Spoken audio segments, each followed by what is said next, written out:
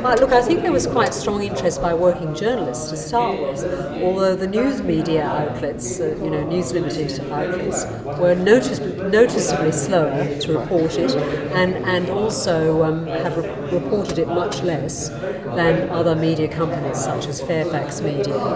Amongst the public, it's a little hard to say. Where it's involved royalty or celebrity, then I think they are interested. Yeah. But given the extent of the coverage in some of the Australian print media, I would be surprised if large numbers of the public were interested. And it has mainly been in the broadsheet press, so that there's been relatively little coverage in the tabloids. I'm going to ask you a different second question, if that's all right. Yes, of course, yeah. Being an Australian, do you think Rupert Murdoch's influence is healthy on the Australian and British media, or would he be better off out of it? I really don't think it's healthy on the Australian media.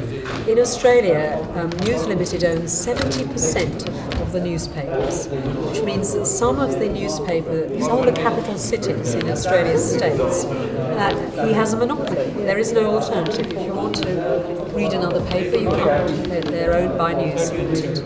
I mean, obviously, Australians are not any longer huge newspaper readers, as with America, I think to some extent here as well.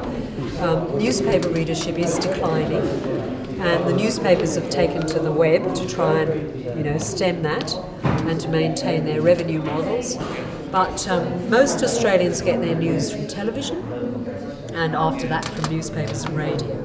So I would say that even though I think his influence is unhealthy on the press, and as a result I don't think Australia is terribly well served by its newspapers, overall I think the public can get a broad spectrum of news, current affairs and commentary from across the range of media.